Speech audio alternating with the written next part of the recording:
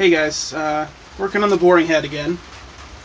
Today we're going to do the body, but unfortunately for that, I ran out of time. I'm going to be probably splitting this video up into two, just simply because there's a lot of work involved in this, and I actually have to make a couple of tools in order to actually do this properly. This piece here is the matchup to this right here. So I'm not going to be able to do the dovetail cut right now, which is this undercut you can see. So what I'm going to do is I'm going to do the basic machining, make it round. I might put these channels in, or at least start them. I won't be making this. This is supposed to be like hexagonal. You can see on this, it's supposed to look like that. I probably won't be putting that in, but we'll have to see about that. So first things first, you got to make it round, which is why it's in my rotary table. And as you can see, we'll move this over here so it's a little easier. As you can see here, it needs to be a radius of 0.75, which is 1.5 inches. In terms of the height, overall this thing is supposed to be 1.25 inches. This block is actually 1.5 inches, so I have 250 thou to play with. And I may actually just make it the full size regardless of what the drawing says. Unless I'm doing something for a customer, I rarely go by the drawing. I always make changes on the fly. It's something that I didn't mention in my last video, but I probably should in this one. I did put it in the description. You can't even see it from there. You see right down in here,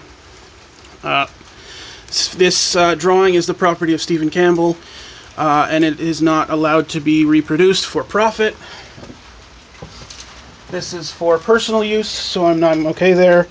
And I actually did contact the original guy who drew this, Stephen Campbell, and have his permission to use these, to show these, to reproduce it, so there's no issue there either.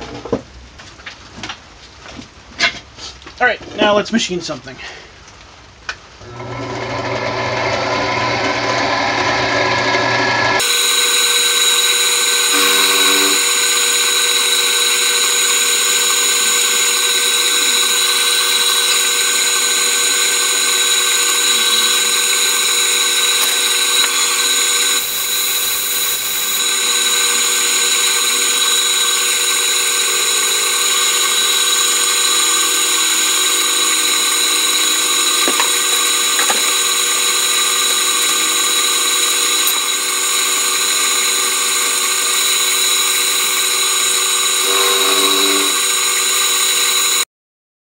Alright, there's that sort of half finished. I got a little, probably can't even see it, but I got a little swirly yin-yang thing going on the top there. Let's find out if it's the right size. Before I check it, I should mention that I did bring it to size. I did a finish cut that should have brought it to within a thou or two, but I wasn't happy with the finish. It was all... it's hard to describe unless you have milled aluminum in the past, but it was all like flaky.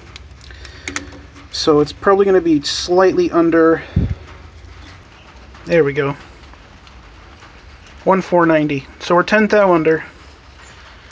Not a big deal. Like I said, if I was making this for a client, I would do a much better job, but it's going to be for me, so it's good enough. And now you get the scale of how big this is actually going to be. It's pretty tiny. I'm used to boring heads that are like this. Get back here, and they're like 2 or 3 inches across. But we'll see how this goes. Alright, hopefully this will give you a better look. You know, assuming it focuses. We got that. and then the little yin-yang sort of pattern. But I like that finish. It's nice. Tried to find a spot where you could see the piece and the gauge, and I could still get in here to work. And this is the best I could come up with. When I've finished aligning this, I will show you the gauge to show you it's close enough to 0. So all I've done to start with is I don't know if you can see here. Oh yeah, you can see there's a couple rings around this top piece here. I've just lined them up with the corner of the jaw. You can see there this innermost ring just catches that corner there. So that's how I've tried to line them all up. And I'm just going to give it a spin for shits and giggles to find out how off it actually is. We are 20 thou in that direction right there.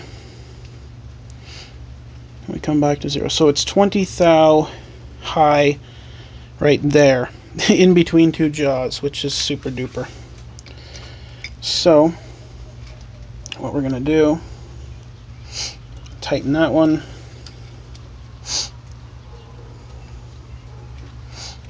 Tighten that one. Now we can start aligning it per jaw. Alright, we got 0 right there. And we are way off over here. Holy crap, I must have really made a mess of it. Yeah, we're really high over here. So, we gotta tighten this one up. Gotta loosen this one off. Oh, I always end up going the wrong way. And now we zero it out. Oh, close enough.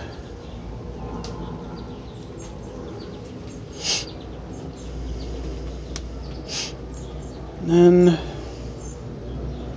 oh, apparently I took it a little too far. It's gotta come back this way.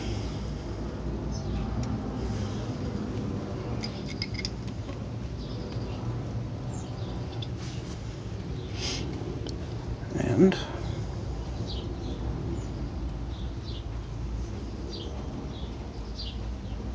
0.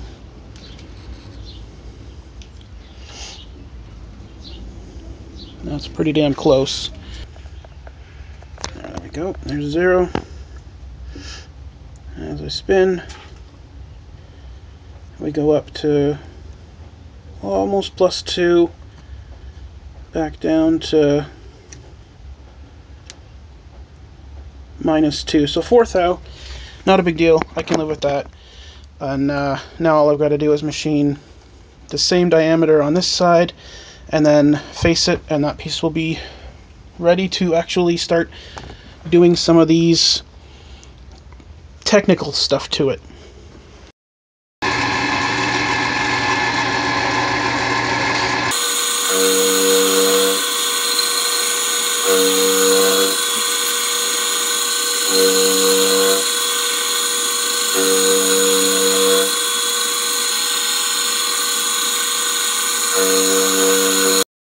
Moving on to this part right here, which is that face. We got to drill 4 holes for these corners, and unfortunately I don't have an end mill that will fit into that spot. It's a radius of 0.036, which is 126, which is an 1/8 inch. So I'm gonna have to drill these, and then I will use the smallest end mill I have and get into this corner, and then I'll have to figure out a way to finish that out. But at the moment all we're going to be doing is drilling, and we got to go down, where is it, 313. Nope, Plus 2, 513 thou for that. So, let's get started. Here, I just realized that the distance from the center, which is where my tool is sitting right now, to each of these holes is not really defined. This one here is fairly easy. It's obviously ½ an inch from there to there. But these ones, I'm gonna have to come over here. Oh, this one actually does have an exact dimension. So that won't be a problem. I don't know why you just wouldn't put a notation to the center point of that hole, because that's really where you need to be. Alright, so the plan is that I'm going to drill these 4 holes, and I'm going to try to keep the backlash to this side. When I say that, I mean I'm always going to come past this way and then back to it, come past this way and then back to it, and try to keep the backlash over here. And with that, let's see how things go.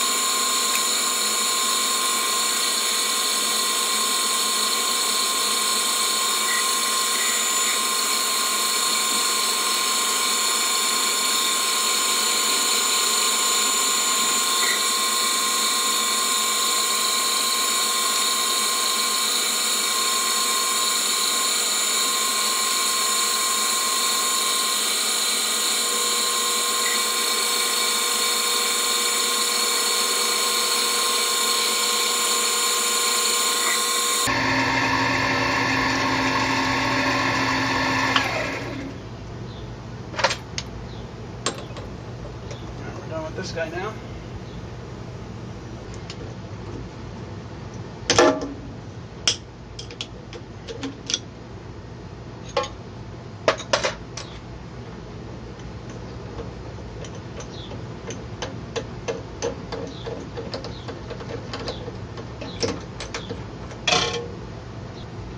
So the smallest end mill I have, I don't know if you can see it really there, but it's a 3/16.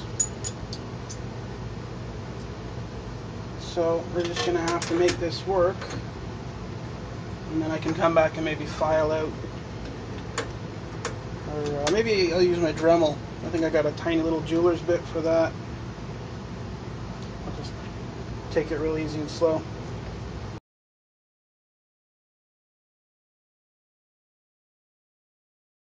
As you can see, I've cut the slot in it. I wasn't able to really get into these. Let me move this out of the way here for a sec. I wasn't really able to get into these corners. And no comments on what this looks like. I kind of realize it now, but I didn't have the proper sized end mill to get into these corners. And I do now. I have this tiny little, let me swing this around. Doesn't actually say the size on it. Oh, there it is, right there. Duh. 1/8 inch 2 flute square end carbide end mill. The smallest one they had, this is from KBC Tools in Brampton. Great place if you're looking for tooling, go there. The smallest one they had in a specific in a end mill specifically for cutting aluminum was a 1/4 inch, so I had to go with the carbide, which should work okay. And I'll clean those up when I have this table set back in the other direction, and I'll show it to you probably in another video. Right now I got to drill a couple holes, so I got my center drill in here. We're going to come over. I'm going to show you a little technique to find the center point. But first I need to move this to its approximate location. There will be good enough. I know this end mill is 315 thou. So, as you can see over here, I have my dial zeroed. We are going to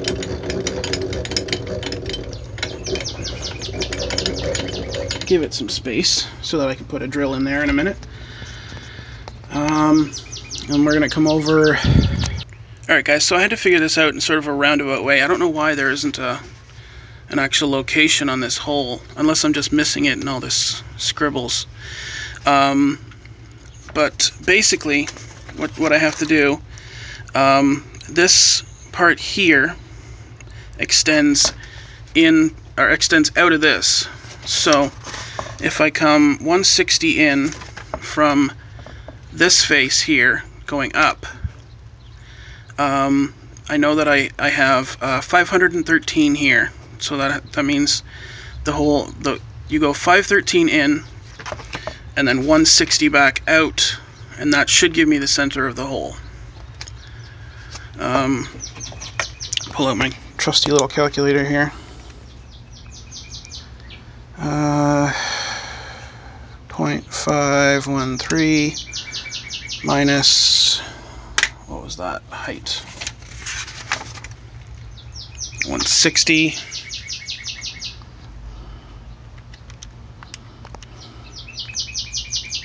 And I almost pushed the clear button. 353. So that should be the center of that hole. I don't know why they wouldn't have a mark from there to there, or up here from the center out. Doesn't make a whole lot of sense to me, but maybe I'm just missing something, like I said. Alright, so we're going to come over at 353, which is 1, 2, 3, 20, 40, 53. We're going to lock that. And now, here comes the fancy part where I show you how to find the center of this this round part here. You could measure it, you could try to mark it. There's certain jigs that are available. You could do it. This is the way I was taught to do it, quick and easy.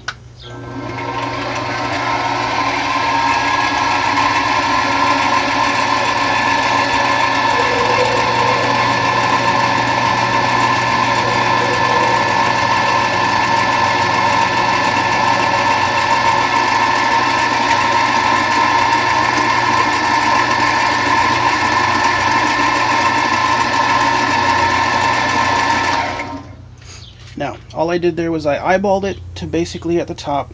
I came down till it was just touching, and then I moved the table back and forth, and I end up with,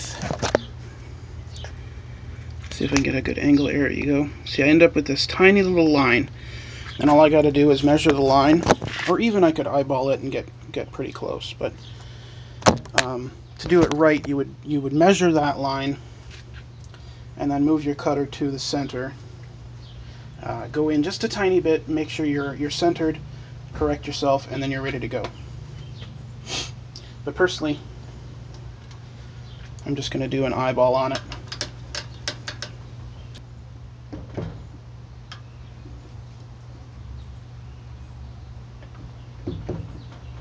There we go. That looks like center enough for me.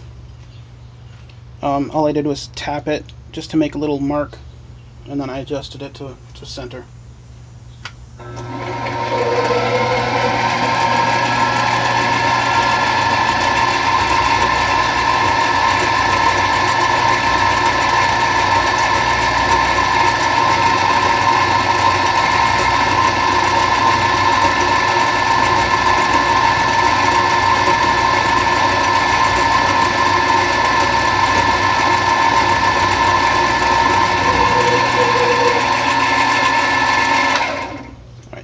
be a big center drill because I'm coming in there with a 1/8 drill bit. The plan calls for number 29, but unfortunately I don't have a number 29. The closest one I do have that's not oversized is an 1/8. And it's only, according to my little chart here, it should only be 10 thou smaller, which, not a big deal. Drills tend to cut larger anyways. And we're going to drill 1" 4/16.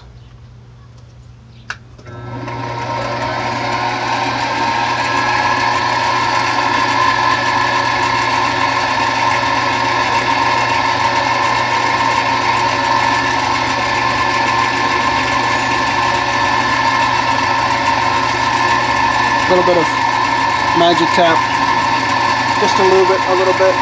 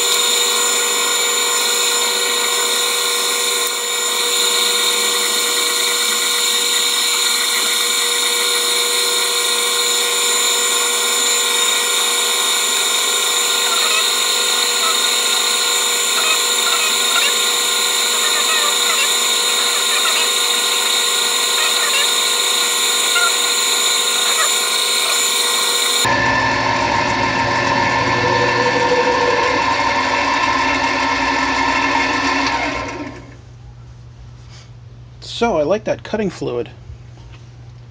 Cuts really well. Although it kind of smells like cinnamon. I don't know. Yeah, no, that's most definitely coming off the cutting fluid. Very weird.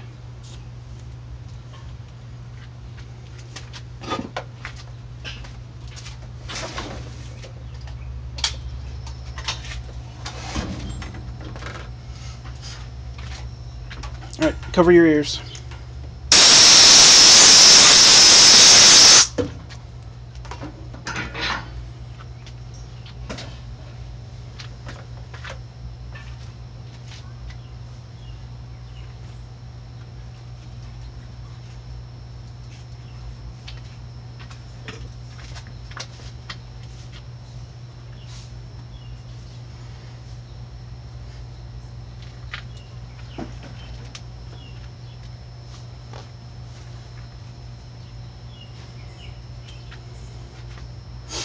Alright, now that we have that hole drilled, and it, just looking at it by eye, it does appear to be centered in the bottom of that hole as well. What do we got now? We've drilled our hole. We need to countersink it for our cap screw. 1/4 inch diameter by... it doesn't give me a depth. Oh, there it is. 1.43. So I'm going to switch out my cutter. I'll be back in just a sec. Alright, got my 1/4 inch cutter in there.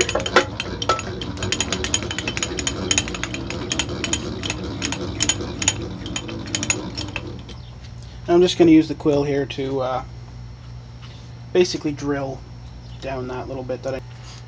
And this I'm not going to be incredibly precise with. It doesn't really need it. It's just a clearance for the the cap screw. I can adapt if this is not the right size.